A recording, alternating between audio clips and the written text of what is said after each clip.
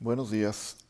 Vamos a continuar con el ejemplo que nos quedamos la vez pasada, en el cual desarrollábamos una tabla con los valores obtenidos de acuerdo a los datos del problema. Y nos presentaba el problema para el inversor de onda cuadrada de puente completo. Los armónicos impares, su respectiva frecuencia, el nivel de la tensión de la amplitud o el valor máximo de tensión para cada uno de los términos, su impedancia y su corriente a través de la carga. Entonces se determinó el valor del el término de distorsión armónica total, encontrándose de un valor de 6.6%. Esto debido a que se eliminó el armónico número 3, así como el múltiplo de 3, que sería el noveno armónico. Al eliminarse estos dos armónicos, que son armónicos impares, lógicamente que el THD se ve reducido al no contemplarse esos armónicos en las corrientes armónicas. Eh, Recuerden que el cálculo del THD es básicamente una relación del contenido armónico de la corriente con respecto al contenido de la corriente fundamental. Entonces, en esta sumatoria y en esta raíz cuadrada total que se hace sobre la sumatoria, van incluidos solamente los armónicos de n igual a 2 hasta infinito, con excepción del armónico fundamental, que ese es el que utilizamos en la parte del denominador. Entonces aquí de n igual a 2 hasta infinito, pues lógicamente solamente vamos a agregar los armónicos impares que corresponden del 3, el 5, 7, 9 y 11. Y por consecuencia el tercero y el noveno armónico no van incluidos dentro de eh, esta sumatoria en el numerador. Solamente van el armónico número quinto, ¿sí?, el séptimo y el onceavo. Solamente tres armónicos, ¿verdad?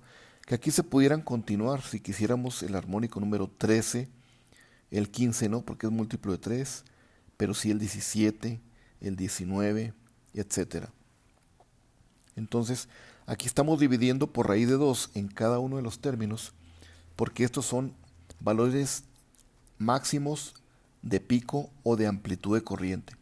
Entonces tenemos que dividir entre raíz de 2 cada uno de estos términos, porque estamos sumando solamente los valores efectivos o RMS de esas corrientes. Y al final dividimos esta sumatoria y esta raíz sobre el valor de la fundamental, que lo hacemos usando el término máximo de la fundamental en n igual a 1, y lo dividimos entre la raíz de 2. Entonces esto lo multiplicamos por el 100%, dándonos un 6.6% de THD. Ahora, de este ejemplo que ya resolvimos en clases pasadas, tenemos las formas de onda que corresponden a este ejemplo 8.5. Y estas formas de onda se observan prácticamente en estas dos gráficas. Una es la gráfica de las formas de onda de tensión y de corriente con respecto al tiempo. Entonces, aquí tenemos prácticamente desde cero hasta el tiempo, que es función cada una de estas formas de onda. Esto corresponde al ángulo que le dimos en el ejemplo de un 30%. ¿Sí? Aquí tenemos alfa, 30%. Y aquí tendríamos la suma de dos alfas, ¿verdad? Sería 2 veces alfa. Y aquí 2 veces alfa. Entonces, la forma de onda que tenemos es prácticamente esta onda cuadrada. ¿Sí? Y como tenemos una carga de tipo RL, la respuesta de la corriente, lógicamente, es lo que tenemos aquí en el circuito, en la forma de onda, de esta manera. ¿Okay? esta sería la respuesta que tendría la corriente. Entonces tenemos la corriente en la carga I0 con respecto al tiempo y la corriente con su voltaje, que sería este V0 con respecto al tiempo. Cuando trasladamos esta gráfica en el dominio del tiempo y la trasladamos al dominio de Laplace, en Laplace lo que hacemos es pasar en esta gráfica las magnitudes de los voltajes y de las corrientes con respecto a la frecuencia. Entonces aquí tenemos frecuencia, que aquí la tenemos dada en Hz. Entonces, de la tabla anterior, lo que podemos resumir es que los únicos términos que deben aparecer en el espectro de frecuencia, pues es el término fundamental, que sí tenemos un valor en tensión y en corriente. El tercer término desaparece en voltaje y en corriente, pero sí tenemos el quinto, el séptimo y el onceavo. Entonces cada uno de esos términos corresponde a una determinada frecuencia. La fundamental en el ejemplo son 60 Hz. Y cada uno de los términos armónicos no es más que el múltiplo de la frecuencia fundamental. De tal manera que el quinto armónico al multiplicarlo por 60 representa 300 Hz. El séptimo 7 por 6, 420 Hz. El onceavo es 11 por 60, 660 Hz. Entonces los que vamos a graficar prácticamente pues es el término fundamental a 60, el de 300 Hz, 420 y el de 660 Hz. Prácticamente estos 4 armónicos, y uno de ellos, el tercero y el noveno, no aparecen, ¿verdad? Estos van a ser 0. Y eso lo podemos ver en la gráfica del espectro de frecuencia de esta manera. Aquí vemos el armónico fundamental de tensión en 60 Hz. Aquí tenemos 60 Hz. La tensión, de acuerdo a la tabla, nos dice que la tensión son 127 volts, que es lo que corresponde a esta gráfica en este nivel. Aquí tendríamos 127 volts. Luego, el de corriente es este otro gráfico que tenemos dentro de la pirámide principal y corresponde a una corriente cerca de 60, 70, ¿verdad? Lo que se hace aquí para poder apreciar de una manera más clara el espectro de corriente es que esa corriente se multiplicó por 10 para poderla visualizar de una manera más apropiada en el gráfico de espectro. Pero en realidad la corriente del armónico o de la fundamental son 9.27, que al momento de multiplicarla por 10 nos debe dar 92. Entonces aquí debiera ser 92, aunque no sea muy cerca de los 100, ¿verdad? Pero es lo que significa este gráfico. El siguiente componente del término armónico que aparece es el de el quinto armónico a 300 Hz, con una amplitud de voltaje de 25 y 0.53 de corriente. Entonces tendríamos aquí el de 300 estaría en este nivel, 300 Hz. Entre los 200 y los 400 Hz tenemos este nivel, donde este representa los 25.5 volts. Y la corriente, al multiplicarla por 10, es una corriente de 0.53 por 10, pues nos da 5.3, más o menos por aquí, ¿verdad? Es muy pequeña. Y luego vendría el siguiente armónico, que es el del séptimo armónico a 420 Hz. Tenemos 18 volts y 0.27 amperes. Entonces los 18, pues lo vemos por aquí, ¿verdad? 18.2 volts. Y la corriente, pues cada vez es más pequeña, ¿verdad? Es este pequeño punto que podríamos señalar aquí. Y finalmente la del onceavo armónico, que es a 660 Hz, corresponde una amplitud de 11.8 11.6 volts. Y la corriente pues ya es prácticamente despreciable, ¿verdad? Y podríamos seguir con el armónico número, el 11 al 13, pues tendríamos la frecuencia a 6 por 3, que son 18, y los 6 por 1, 6, 780 Hz, más o menos el onceavo armónico, que en la tabla no lo tenemos, pero lo pueden ustedes calcular con el procedimiento que ya hicimos anteriormente. Entonces, esta figura 8.7 corresponde prácticamente al ejemplo 8.5 que acabamos de ver en la clase pasada, y corresponde pues a las formas de onda de voltaje de salida y de corriente y su espectro de frecuencia. Muy bien. El siguiente tema que vamos a ver en esta clase es revisar una variación en la topología del inversor de onda cuadrada, pero esta va a ser una topología definida como de medio puente. Entonces, a diferencia de lo que ya vimos anteriormente en el puente completo, el medio puente simplemente corresponde a una rama. Entonces, si recordamos, el puente completo es prácticamente la rama A y la rama B, o rama 1 o rama 2. Y entre estas dos ramas estamos conectando la carga, que puede ser una carga de tipo resistiva, puede ser una carga de tipo RL, o puede ser un motor de inducción. Que recuerden, el motor de inducción, al final de cuentas, lo que alimentamos al motor de inducción es un devanado, y ese devanado corresponde a una inductancia y a una resistencia, que es lo que podemos modelar como una carga resistiva e inductiva. Entonces, en el siguiente tema vamos a omitir esta rama, una de ellas, para solamente tener un medio puente a través de mi inversor.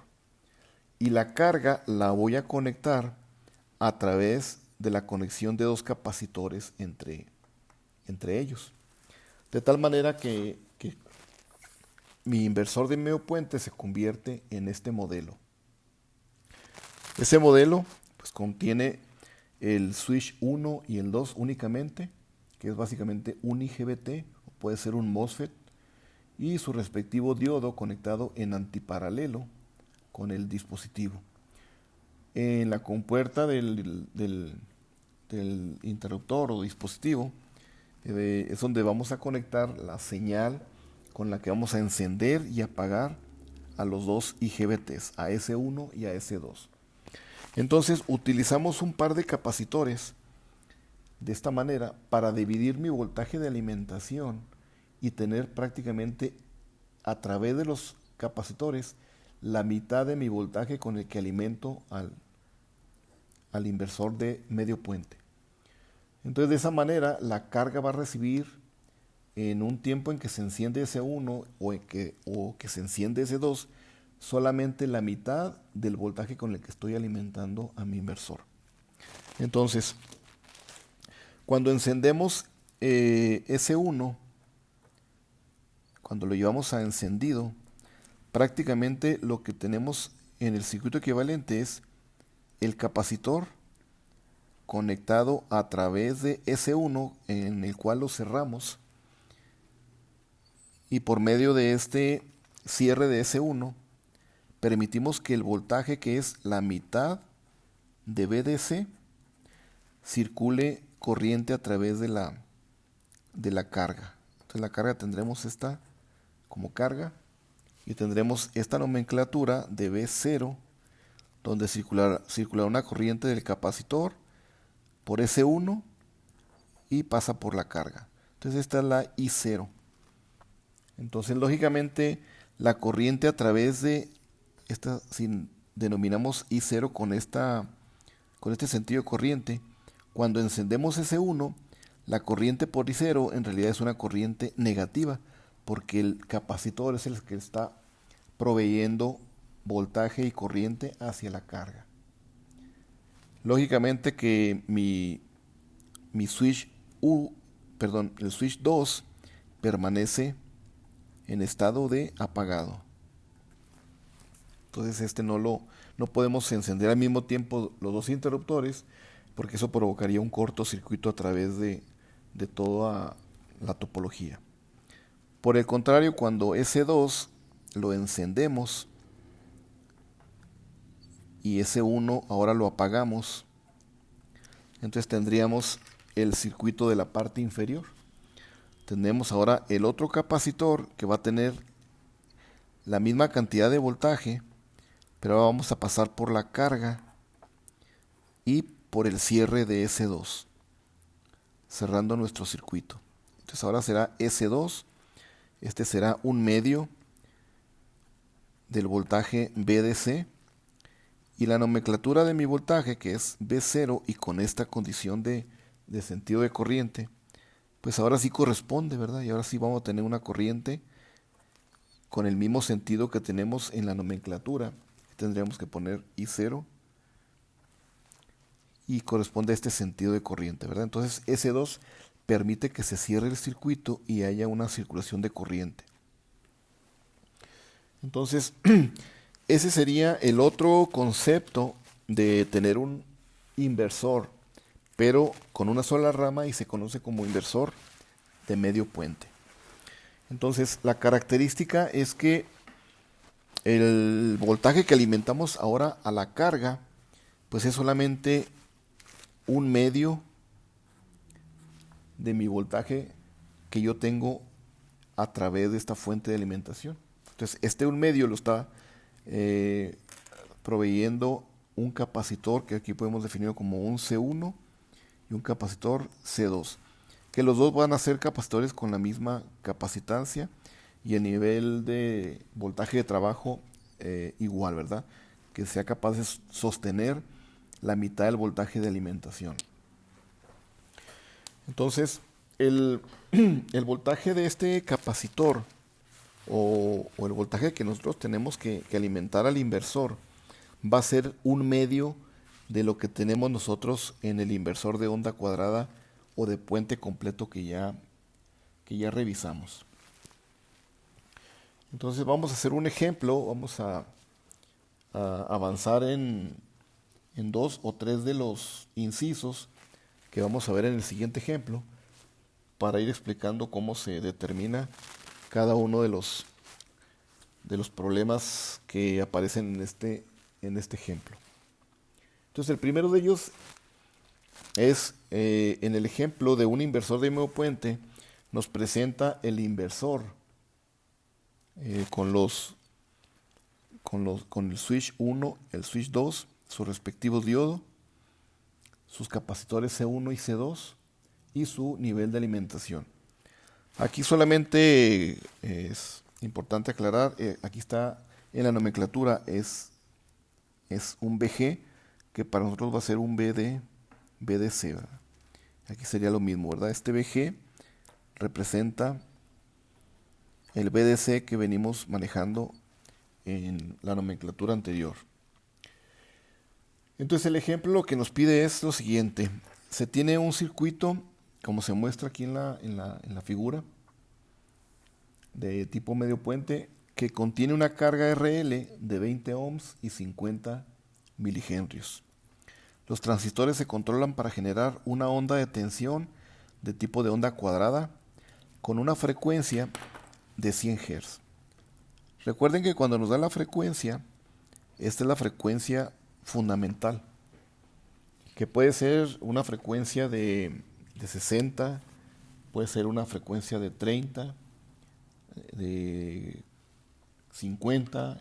En este ejemplo en particular, la frecuencia fundamental va a ser de 100 Hz. Entonces aquí hay que tener cuidado cuando nos dan este dato para tomar ahí la referencia y a partir de eso poder calcular los elementos y componentes armónicos del voltaje y la corriente. Entonces el problema nos dice que se desarrolle lo siguiente, inciso número 1, dibujar cualitativamente la tensión y la corriente en la carga I0.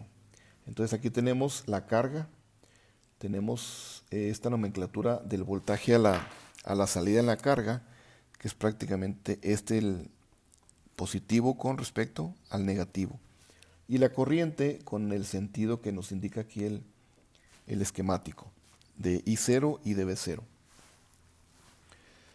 El inciso número 2 pide determinar cuánto vale el voltaje VG, que es el nivel de referencia de entrada de alimentación que tenemos aquí. Encontrar ese nivel si el valor eficaz de la componente fundamental de la tensión en la carga es 220 volts. Entonces aquí nos da otro dato. El nivel de tensión de la componente fundamental en la carga es 220 volts. Entonces el V1, y aquí nos hace una aclaración, el valor eficaz de la componente fundamental de la tensión en la carga es 220 volts. Entonces nos está dando el valor efectivo RMS de la componente fundamental. Y ese va a ser un valor de 220 volts. Entonces, a partir de ese dato debemos calcular cuánto tenemos en VDC como nivel de alimentación. El inciso número 3 es determinar aproximadamente la potencia media que se consume en la carga. Entonces, recordemos que en la carga RL, quien consume la potencia es en particular la resistencia. La inductancia solamente recibe energía y la entrega en otro ciclo, ¿verdad? En otro semiciclo. Entonces, la resistencia es el elemento que realmente está consumiendo potencia en forma de calor, ¿verdad? Es el trabajo que realiza la resistencia de consumir prácticamente energía o calor. Entonces esa es la potencia media que debemos determinar a partir de la corriente y el valor de la resistencia que tenemos en la carga. El cuarto inciso es determinar aproximadamente la corriente media de las baterías, es decir, la corriente que tenemos entregada de este banco de baterías. Aquí está dada como una IG, puede ser para nosotros la ID que veníamos determinando anteriormente, ¿verdad? O la IG mayúscula.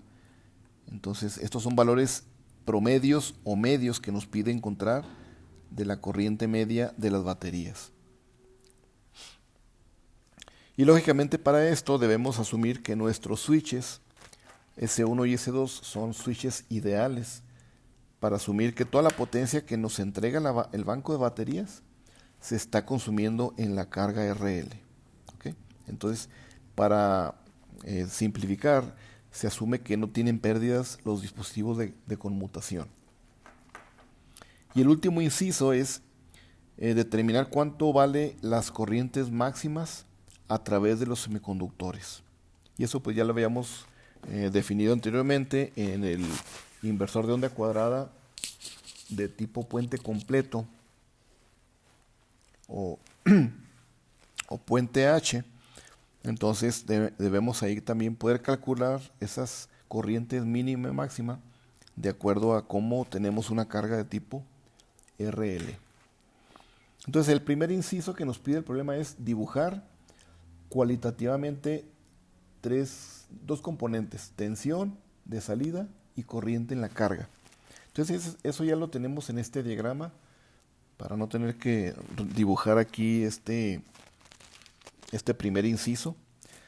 Solamente recalcar, ¿verdad?, que la tensión es una onda cuadrada que está cambiando o está haciéndose periódica cada 60 Hz. Y de ahí se determina su periodo. ¿Okay? Entonces, esta es la forma de onda del voltaje a la salida de V0, ¿verdad? Este es V0, así como lo tenemos indicado aquí. Y cambia su nivel de tensión como la mitad del nivel de tensión de entrada, o del VDC o VG, como lo tenemos en este diagrama. Y el nivel negativo, pues cambia también de la misma forma, ¿verdad? A un nivel de la mitad del voltaje VD o VG. Y cada vez que se cumple un periodo, que sería desde este punto donde es 0 hasta el momento en que se repite, tenemos un periodo completo de operación del inversor. Y lógicamente el periodo pues es el inverso de la frecuencia con la que estamos conmutando, ¿verdad? En este caso la frecuencia fundamental de 100 Hz. ¿Ok? Entonces a partir de ahí podemos calcular inclusive el periodo, ¿verdad? Que sería el inverso de 100 Hz. Esto nos daría un periodo de 10 milisegundos. ¿Ok? Lo que tenemos en este periodo. Muy bien.